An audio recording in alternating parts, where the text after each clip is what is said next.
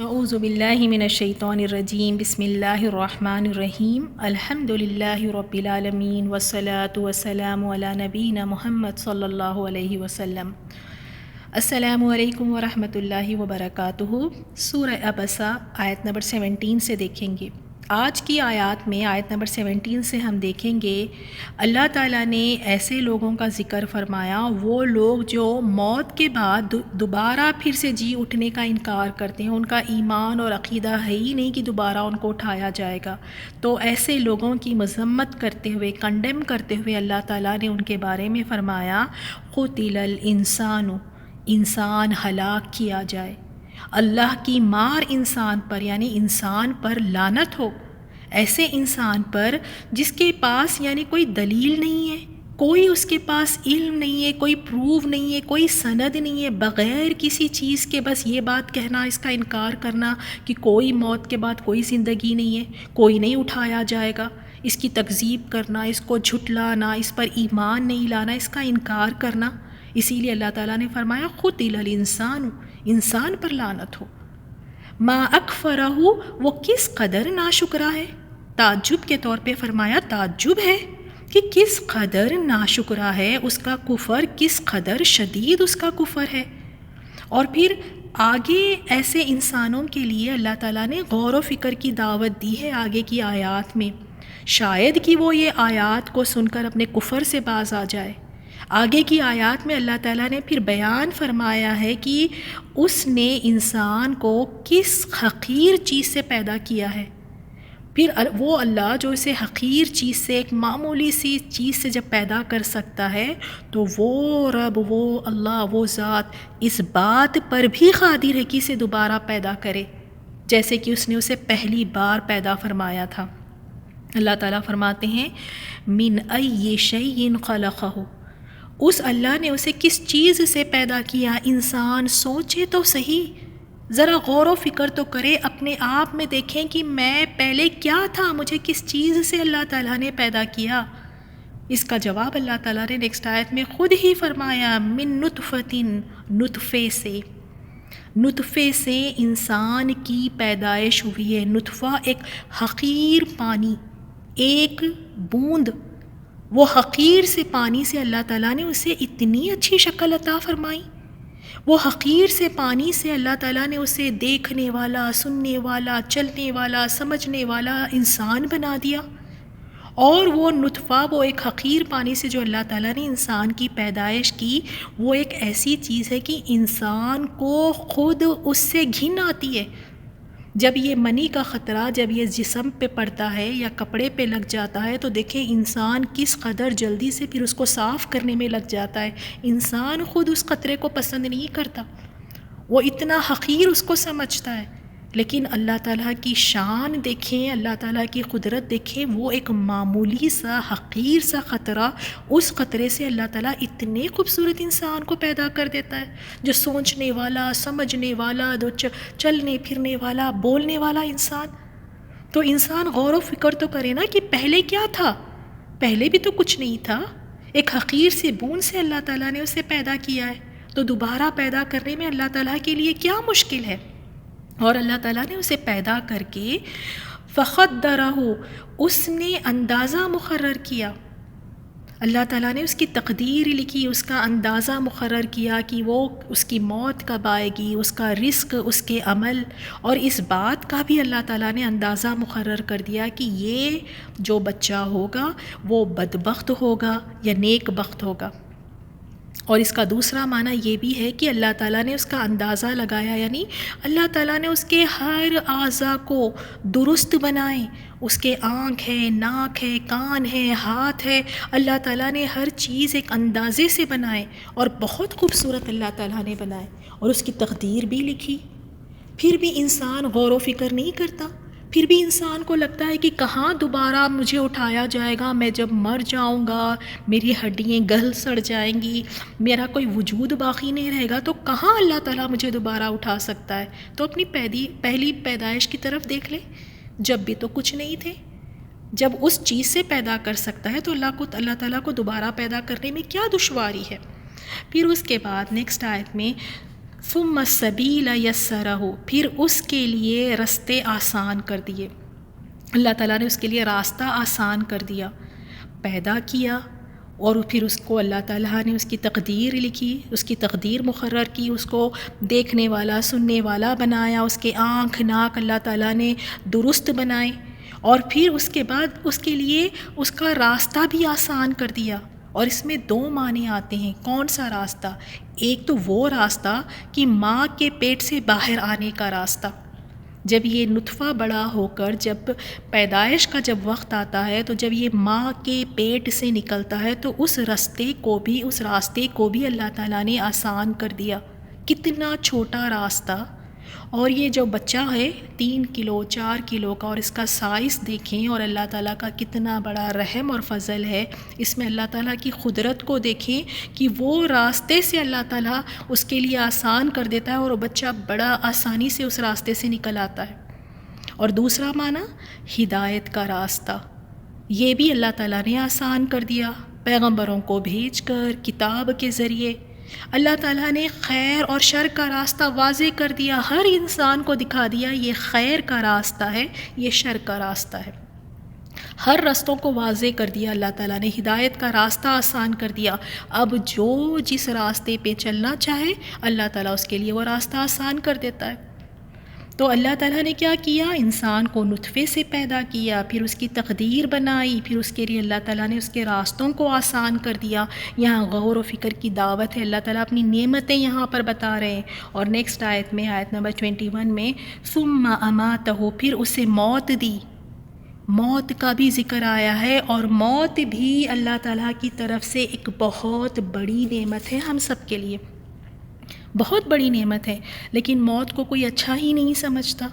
موت کس طرح سے ایک نعمت ہے؟ آپ دیکھیں کہ اگر موت ہی نہ ہو تو ایسے لوگ جو بہت زیادہ ضعیف ہے، بوڑھے ہیں، چل پھر نہیں سکتے، عقل کام نہیں کرتی، صحت جواب دے دیتی ہے، تو دیکھیں کتنے معذور ہو کر بیٹھے رہتے ہیں۔ اور اسی طرح کچھ ایسے لوگوں کو دیکھیں جو سخت بیمار ہوتے ہیں، تکلیف میں ہوتے ہیں، تو ایسے لوگوں کے لیے آس پاس والے لوگ بھی دیکھ کے کہتے ہیں کہ یا اللہ تو اس پر رحم فرما دے۔ کوئی یہ نہیں کہتا کہ اس کو موت آ جائے، لیکن جو ان کی تکلیفوں کو دیکھتے ہیں، جو ان کی پریشانیوں کو دیکھتے ہیں، جو ان کی ضعیفی کو دیکھتے ہیں، تو کہتے ہیں کہ یا اللہ بس تو ان پر رحم فرما دے۔ تو ایسوں کے لیے موت بھی ایک راحت ہے، موت بھی ایک نعمت ہے، اور مومن کے لیے تو موت واقعی ایک نعمت ہے۔ تو یہاں اللہ تعالیٰ نے ذکر فرمایا کہ پھر اس کو اللہ تعالیٰ نے موت دی، اور موت دے کے اللہ تعالیٰ نے ایسے ہی نہیں چھوڑ دیا۔ آپ دیکھیں دوسرے جو جاندار ہے، چرند پرند ہے، اسی طرح جانور ہے، جب وہ مر جاتے ہیں تو آپ نے دیکھا ہوگا کس طرح ان کی لاشیں روڈوں پر پڑی ہوتی ہیں، زمینوں پر پڑی ہوتی ہیں، کبھی کوئی ان کو کچل رہا ہے، کبھی ان کے اوپر سے کوئی گاڑی گزر رہی ہے، کوئی دوسرے چرند پرند ان کو کھا لیتے ہیں۔ لیکن اللہ تعالیٰ نے انسان کو اتنی عزت بخشی، اللہ تعالیٰ کا اتنا فضل و کرم ہے انسان پر کہ اللہ تعالیٰ فرماتے ہیں فَأَخْبَرَهُ، پھر اسے قبر میں رکھوایا۔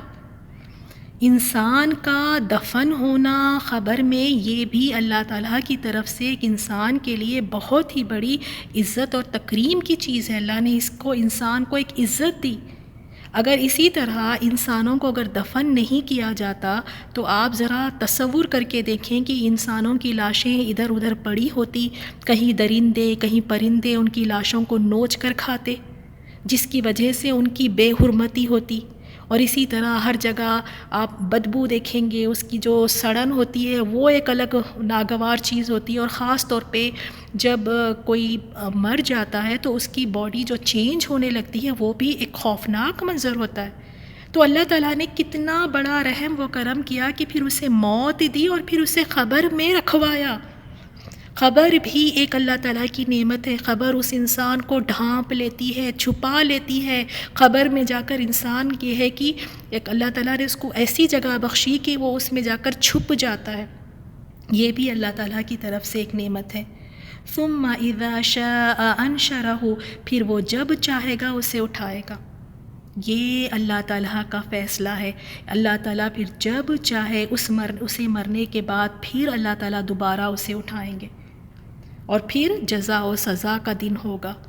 تو مرنے کے بعد اللہ تعالیٰ جب جسے چاہے اللہ تعالیٰ اٹھائے گا۔ تو یہاں یہ پروفز، یہ دلائل بتائے گئے ہیں کہ تمہیں دوبارہ جی اٹھنے پہ یقین نہیں ہے، تمہیں لگتا ہے کہاں ہوگا، کیسے ہوگا، تو اپنی پہلی پیدائش پر غور و فکر کریں، اللہ تعالیٰ نے کس طرح تمہیں پیدا کیا ہے۔ تو دیکھیں واقعی اس آیت میں مرنے کے بعد پھر سے دوبارہ اٹھائے جانے پر یقین دلایا گیا ہے، اور ہم سب کا اس پر یقین ہے، ہم سب اس پر ایمان لاتے ہیں کہ ہاں مرنے کے بعد ایک زندگی ہے، مرنے کے بعد پھر ہمیں اٹھایا جائے گا، اللہ تعالیٰ کے سامنے ہمیں کھڑا کیا جائے گا۔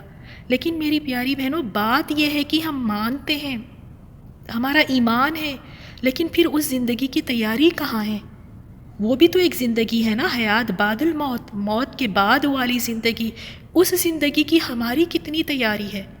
وہاں بھی تو ہمیں ہر چیز کی ضرورت ہے نا، وہاں بھی تو ہمیں ہر چیزوں کی ضرورت ہوگی، اور وہاں پہ کوئی ہمارے کرنسی، ڈالر، ریال، پیسے نہیں ہوں گے، وہاں پہ نیکی ہماری کام آئے گی۔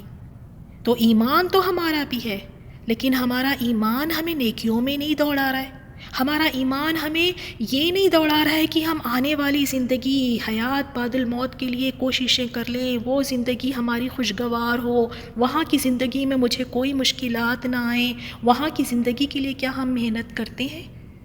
اللہ تعالیٰ ہم سب کو توفیق دے کہ ہم حیات بعد الموت اس کی تیاری کریں، واقعی ہم یہاں سے کچھ ایسے سامان لے جائیں کہ ہمارے آنے والی زندگی آسان ہو جائے۔ تو ان آیات میں ہم نے دیکھا ایسے لوگوں کا ذکر ہے جو دوبارہ جی اٹھنے کا انکار کرتے ہیں، تو اللہ تعالیٰ نے ان کو کنڈیم کیا، یہاں پہ ان کی مذمت کرتے ہوئے، ان کو غور و فکر کی دعوت دیتے ہوئے ان آیات میں اللہ تعالیٰ نے ذکر فرمایا ہے۔ آگے کی آیت دیکھتے ہیں، آیت نمبر 23۔ کلا ہرگز نہیں، لما ابھی نہیں، یا خودی پورا کیا اس نے، ماں جو امرہ اس نے حکم دیا اسے۔ یہاں اللہ تعالیٰ فرماتے ہیں ہرگز نہیں، ابھی تک اس نے وہ کام پورا نہیں کیا جس کا اس نے اسے حکم دیا، یعنی جس کا اللہ تعالیٰ نے اسے حکم دیا اس نے وہ کام کیا ہی نہیں۔ ہرگز نہیں کا مطلب کیا ہے کہ جیسے یہ کافر انسان کہتا ہے، وہ بالکل ہرگز اس طرح نہیں ہے، وہ کہتا ہے کہ وہ اپنے جان سے، اپنے مال سے، مال کے بارے میں اس نے اللہ تعالیٰ کے حق کو ادا کر دیا، اسے تو یہی لگتا ہے، بلکہ بات یہ ہے کہ اللہ تعالیٰ نے جو اس پر فرائض عائد کیے تھے، اللہ تعالیٰ کی جو فرائض ہے اس کو ادا اس نے نہیں کیا، جو اللہ تعالیٰ نے اسے حکم دیا تھا اس حکم کو اس نے مانا نہیں، اس کو پورا نہیں کیا، جو ذمہ داریاں اس پر ہیں اس نے اس ذمہ داریوں کو پورا نہیں کیا، تو جو فرائض تھے اس کو اس نے پورا نہیں کیا۔ تو دیکھیں ان آیات میں ہم نے دیکھا ہے کہ غور و فکر کی دعوت، کہ انسان اپنی پیدائش کی طرف دیکھے، نطفے سے پیدا کیا گیا ہے، اور اس کے باہر نکلنے کا راستہ، ایسا راستہ سب جانتے ہیں کہ ایک بچہ کس راستے سے باہر آتا ہے، پھر بھی تکبر، کیا کسی انسان کو تکبر زیب دیتا ہے کہ وہ کیا تھا اور کس راستے سے باہر آیا ہے؟ تو انسان تو پھر جھک جائے، تکبر اور بڑپن اسے زیب نہیں دیتا، تو تکبر کس بات کا، کس بات کی اکڑ ہے؟ اپنی پیدائش کی طرف دیکھو اور کس راستے سے آئے ہو اس راستے کو دیکھ لو۔ اب آگے کی آیت پہ بھی اللہ تعالیٰ نے غور و فکر کی دعوت دی ہے کہ انسان کو کہا فَلْيَنْظُرِ الْإِنسَانُ، تو چاہیے کہ دیکھیں انسان کس کی طرف دیکھے، اِلیٰ طرف، طعامہ اپنے کھانے کی طرف۔ اب کھانے کی طرف دیکھنے کی دعوت دی گئی کہ انسان اپنے کھانے کی طرف دیکھیں، یہ اللہ تعالیٰ کی طرف سے احسان بھی ہے، اور اس میں ایک دلیل ہے، پروف بھی ہے۔ کیا پروف ہے کھانے میں؟ کیا دلیل ہے؟ اس میں یہ ہے کہ جس طرح وہ کھانا جو ہم کھاتے ہیں ایک خشک زمین سے آتا ہے، ہمارا اناج جو ہے، اور وہ خشک زمین سے نباتات پیدا کرتا ہے، اس سے اناج اگاتا ہے، اسی طرح وہ ہڈیوں کے گل سڑ جانے کے بعد بھی، ہڈیوں کے خاک میں مل جانے کے بعد بھی جسموں کو دوبارہ پیدا کرنے پر قادر ہے۔ اور صحیح بخاری کی حدیث سے آپ صلی اللہ علیہ وسلم نے فرمایا ریڑھ کی ہڈی کے سوا سارا انسان بوسیدہ ہو جاتا ہے، اسی ریڑھ کی ہڈی سے اسے پیدا کیا گیا اور اسی سے اسے دوبارہ جوڑا جائے گا۔ تو یہاں اللہ تعالیٰ نے پھر سے ایک دلیل دی ہے، ایک کس طرح بیج سے اللہ تعالیٰ یعنی نباتات اگاتے ہیں اور زمین پھاڑ کے وہ کس طرح باہر نکل آتا ہے۔ تو نیکسٹ آیت میں دیکھتے ہیں، آیت 25 میں اللہ تعالیٰ فرماتے ہیں انا کہ بے شک ہم نے، سببنا ہم نے برسایا، الماء پانی، صبا خوب برسانا، بے شک ہم نے خوب اچھی طرح پانی برسایا، یعنی آسمان سے زمین پر اس پانی کو نازل فرمایا۔ آج سائنس اتنی ترقی کر گئی ہے لیکن کوئی یہ نہیں کر سکا کہ آسمان سے بارش برسا دے، یہ صرف اللہ تعالیٰ اس پر قادر ہے۔ اگر بارش نہ ہو تو کوئی بھی پھر نباتات ہو، نہ کوئی زندگی ہی ممکن نہیں ہے۔ تو بارش اللہ تعالیٰ برسانے پر قادر ہے، تو اس نے بارش برسایا۔ ثم پھر شققنا ہم نے پھاڑا، الارض زمین، شقا اچھی طرح پھاڑنا، پھر ہم نے زمین کو اچھی طرح پھاڑا، یعنی پانی کو ہم نے زمین میں بسا دیا، اور وہ پھر پانی زمین کے نیچے داخل ہوتے ہوئے اس بیج کے اندر بھی پہنچ جاتا ہے جسے زمین میں ڈالا گیا ہوتا ہے، پھر اس لیے وہ دانہ اگ آتا ہے، اور پھر وہ پروان چڑھتا ہے، پھر آپ دیکھیں کہ زمین پہ باہر نکل آتا ہے اور لہلہانے لگتا ہے۔ تو کس نے کیا یہ سب کچھ؟ وہ ایک چھوٹا سا ننھا سا بیج، اس میں اتنی طاقت کہاں سے آئی؟ اسے تو زمین کے اندر رکھ دیا گیا تھا۔ کس نے اس بیج کو طاقت دی؟ ذرا اس میں غور و فکر کریں کہ وہ ننھا سا بیج زمین کو پھاڑ کر باہر نکل آتا ہے، ننھا سا، اور پھر لہلہانے لگتا ہے۔ تو جس طرح اللہ تعالیٰ ایک بیج کو زمین سے پھاڑ کر باہر نکال سکتا ہے اور اس سے اللہ تعالیٰ نباتات پیدا کر سکتا ہے، تو اسی طرح جو مر جاتے ہیں تو اللہ تعالیٰ پھر ان کے جسموں کو دوبارہ پیدا کرنے پر قادر ہے۔ نیکسٹ آیت میں فَأَنبَتْنَا پھر ہم نے اگایا، فیہا اس میں، حبّا اناج، اللہ تعالیٰ کہہ رہے ہیں کہ ہم نے اگایا اس میں اناج، اور انسان کہتا ہے کہ میں نے بیج ڈالا اور میں نے پودا اگایا، میں نے درخت لگایا۔ انسان صرف کوشش کر سکتا ہے، لیکن یہ اللہ تعالیٰ اس پر قادر ہے۔ اگر اللہ تعالیٰ پانی نہ برسائے، اگر اللہ تعالیٰ اس بیج کو باہر نہ نکالے تو کوئی اناج اگ نہیں سکتا۔ اسی لیے اللہ تعالیٰ نے فرمایا ہم نے اگایا اس میں اناج، اور کون کون سے اناج اگائے؟ نیکسٹ آیت نمبر 28 میں اللہ تعالیٰ فرماتے ہیں انگور اور ترکاری۔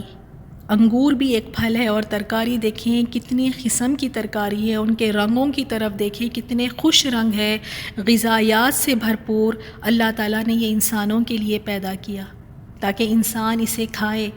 آیت نمبر 29 وَزَيْتُونًا اور زیتون، زیتون کے بارے میں ہے، یہ بھی ایک بہت مشہور پھل ہے جسے سالن کے طور پہ بھی استعمال کیا جاتا ہے، اور اس کا تیل بھی سالن میں استعمال ہوتا ہے اور بہت ہی مفید ہے یہ، اور اس کے تیل سے چراغ بھی جلائے جاتے ہیں، اور پھر اگر جسم میں درد ہو تو زیتون کے تیل کی مالش بھی کی جاتی ہے، جس سے بہت ہی یعنی آرام ملتا ہے، اور اس میں بھی بہت زیادہ فائدے ہیں۔ تو اللہ تعالیٰ نے زیتون کو اللہ تعالیٰ نے اگایا، اللہ تعالیٰ نے زیتون پھل دیکھیں ہمارے لیے اللہ تعالیٰ نے اس کا انتظام کیا، وَنَخْلًا اور کھجور کے درخت، اور کھجور بھی ایسا پھل ہے، ایک بہت مشہور پھل ہے جسے آپ دیکھیں ہر حال میں سے کھایا جاتا ہے، اگر یہ تر ہے یا خشک ہے، کچی بھی کھائی جاتی ہیں، پکی بھی کھائی جاتی ہیں، ہر صورتوں میں آپ اس کو دیکھیں اس کو کھایا جاتا ہے۔ وَحَدَائِقَ غُلْبًا اور باغات گھنے، یہ جو باغات ہم دیکھتے ہیں یہ بھی اللہ سبحانہ و تعالیٰ کی طرف سے ہے کہ سخت اور عمدہ کھجور کے باغات آپ دیکھیں، اور ہر قسم کے باغات، یہ سب اللہ سبحانہ و تعالیٰ کی طرف سے احسان ہے۔ وَفَاكِهَةٍ اور پھل، اور پھل ہے تمہارے لیے، اور پھلوں میں دیکھیں کتنی ساری قسمیں ہیں، کتنی سارے پھل ہیں جو انسان کے لیے کھانے میں بڑے آسان، ہضم کرنے میں اس کے لیے بڑے آسان، اور اس میں کتنی غذائیت ہے، اور طرح طرح کے پھل اللہ تعالیٰ نے ان پھلوں کو پیدا کیا۔ وَأَبًّا اور چارہ، پھل تمہارے لیے اور چارہ بھی اللہ تعالیٰ نے پیدا کیا، یعنی یہ چارہ تمہارے جانوروں کے لیے۔ ابا اس کو کہتے ہیں یعنی زمین سے اگنے والی ہر اس نباتات کو کہتے ہیں جسے جانور تو کھائے مگر انسان نہ کھائے، تو اللہ تعالیٰ نے تمہارے کھانے کا انتظام کیا اور ساتھ ساتھ میں تمہارے جانوروں کے کھانے کا بھی انتظام کیا۔ ابا کا دوسرا معنی یہ بھی ہے کہ جانوروں کے گھاس پھوس کو کہتے ہیں، تو تمہارا بھی انتظام، تمہارے جانوروں کے کھانے کا بھی انتظام، اور مختلف کھانے آپ دیکھیں، جانوروں کے کھانوں کی طرف دیکھیں، ان کے کھانے 1 یا 2 یا 3 سے زیادہ نہیں ہوتے، اور اللہ تعالیٰ نے انسان کے لیے اتنے قسم کے کھانے بنائے، اگر وہ سبزیاں ہیں تو اس میں اتنی ویرائٹی، اگر وہ پھل ہے تو اس میں اتنی ویرائٹیز ہم دیکھتے ہیں. اسی طرح اگر گوشت ہے، دانے ہیں، چاول ہے، آپ اس میں دیکھیں اس میں بھی قسم قسم کے چاول ہے. اسی طرح آپ نٹس دیکھیں، ہر چیز میں اتنے سارے کھانے کے چیزوں کے اللہ تعالیٰ نے انتظامات کے. اسی لیے اللہ تعالیٰ نے کیا فرمایا، فَلْيَنْظُرِ الْإِنسَانُ إِلَىٰ طَعَامِهِ، انسان کو چاہیے کہ اپنے کھانے کی طرف دیکھے. اللہ تعالیٰ ہمیں معاف فرمائے، ہم کھانے کی طرف دیکھتے تو ہیں، طرح طرح کے ہم کھانے کھاتے ہیں، لیکن کبھی کھانے کو دیکھ کر ہمارا منہ بن جاتا ہے، کبھی کھانے کو دیکھ کر ہم اس کے نام رکھنے لگتے ہیں، کبھی کھانا دیکھ کر ہم اس کو پھر اس کی شکایت کرنے لگتے ہیں، ناشکری کرنے لگتے ہیں. اللہ تعالیٰ نے جانوروں کی طرف دیکھیں، ان کے لیے اتنے انتظامات نہیں ہیں. انسان کے لیے اتنے طرح طرح کے کھانے ہیں، لیکن پھر بھی انسان ناشکرا، پھر بھی کھانے کی طرف دیکھ کر اللہ تعالیٰ کا احسان اسے یاد نہیں آتا. اللہ کا دیا ہوا خوب کھاتا ہے اور اللہ کے سامنے، اللہ کے آگے نہیں جھکتا. اللہ کا دیا کھا کے کسی اور کے آگے جا کے جھکتا ہے. اللہ کی زمین پہ چل کر اللہ کا دیا ہوا کھا کر کسی اور کے آگے جا کے سجدے کرتا ہے، کسی اور سے جا کے دعائیں مانگتا ہے. تو انسان ذرا دیکھیں ان چیزوں کی طرف، یہ احسان ہے اللہ تعالیٰ کی طرف سے. اور جس طرح اللہ تعالیٰ نے ان چیزوں کو پیدا کیا، اللہ تعالیٰ قادر ہے. اللہ تعالیٰ دوبارہ پھر ایک مردے کو اللہ تعالیٰ دوبارہ پیدا کر سکتا ہے، اللہ تعالیٰ اس پر قادر ہے. نیکسٹ آیت میں متاع لکم، فائدہ ہے تمہارے لیے، یعنی جن چیزوں میں جتنی بھی چیزیں اللہ تعالیٰ نے بیان فرمائی ہیں اس میں فائدہ ہے تمہارے لیے. ولی انعامکم، اور تمہارے چوپایوں کے لیے. تو ہم جو کھاتے ہیں اس میں ہمارے لیے بھی فائدہ ہے، اور دیکھیں ساتھ ساتھ میں اللہ تعالیٰ نے جانوروں کے لیے بھی انتظام کیا ہے. تو یہ تمام احسانات اللہ تعالیٰ نے بیان فرمائے ہیں، اور یہ دلیل بھی ہے کہ موت کے بعد دوبارہ اللہ تعالیٰ پھر سے زندہ کر سکتا ہے، موت کے بعد پھر سے دوبارہ اللہ تعالیٰ پیدا کر سکتا ہے. اللہ تعالیٰ ان آیات کو سمجھنے کی ہمیں توفیق عطا فرمائے، اور واقعی ہمیں اللہ تعالیٰ توفیق دے کہ ہم اس قرآن کے حق کو جانیں، اس قرآن کو ہم سمجھیں. کیونکہ جیسے آج کی آیات میں بھی ہم نے دیکھا ان فرشتوں کے بارے میں ذکر ہے، اللہ تعالیٰ نے قرآن کی عظمت کو بیان فرمایا ہے. تو دیکھیں اس میں ہمارے لیے بھی کیا کچھ ہے. یہ قرآن کی تو یہ شان ہے کہ جو اس قرآن کے ساتھ جڑتا گیا اس کی شان بلند ہوتی گئی. اللہ تعالیٰ نے اس کو باعزت بنا دیا. وہ فرشتے جو اس قرآن کو لے کر آئے ہیں، وہ فرشتے کی شان ہی کچھ اور ہے. اور جس جگہ پر اس قرآن کو اللہ تعالیٰ نے نازل فرمایا وہ جگہ باعزت جگہ ہے. وہ نبی جس نبی پر اس قرآن کو نازل فرمایا وہ تمام نبیوں کے سردار، اور جس مہینے میں اس قرآن کو نازل فرمایا وہ تمام مہینوں میں سب سے افضل اور بابرکت مہینہ. اسی طرح جس رات میں قرآن کو نازل فرمایا وہ رات 1000 مہینوں سے بہتر. تو ہمیں اس قرآن کی قدر کرنا چاہیے. جو اس قرآن کے ساتھ جڑتا گیا اس کے اللہ تعالیٰ نے درجات کو بلند فرمائے. تو کیا میں اور آپ جب اس قرآن کے لیے وقت نکالیں گے، جب ہم اس قرآن کو سیکھیں گے، سمجھیں گے، اسے یاد کریں گے، تو کیا اللہ تعالیٰ ہمیں نہیں نوازے گا اس دنیا میں اور آخرت میں؟ قرآن کی شان تو یہ ہے کہ جو اس کے ساتھ جڑا اس کی شان ہی اللہ تعالیٰ نے اس کی بڑھا دی، اللہ تعالیٰ نے اس کے درجات کو ہی بلند فرما دیا. اللہ تعالیٰ سے یہی ہم دعا کرتے ہیں کہ مرتے دم تک ہمیں اس قرآن کا اللہ تعالیٰ شوق عطا فرمائیں کہ ہمارا دل بے چین رہے، ہمارا پل پل دل چاہے کہ بس کسی طرح اس قرآن کو کھولوں، اس کو پڑھوں، سمجھوں، اس کو حفظ کروں، اس کی تلاوت کروں. اللہ تعالیٰ ہمارے سینوں میں اس قرآن کی محبت کو بھر دے، ہماری اولادوں کے دل میں کہ ہماری زندگی کا مقصد اللہ تعالیٰ قرآن بنا دے، اس پہ عمل کرنا ہم سب کے لیے آسان فرما دے. آمین یا رب. السلام علیکم ورحمۃ اللہ وبرکاتہ. بسم اللہ الرحمن الرحیم.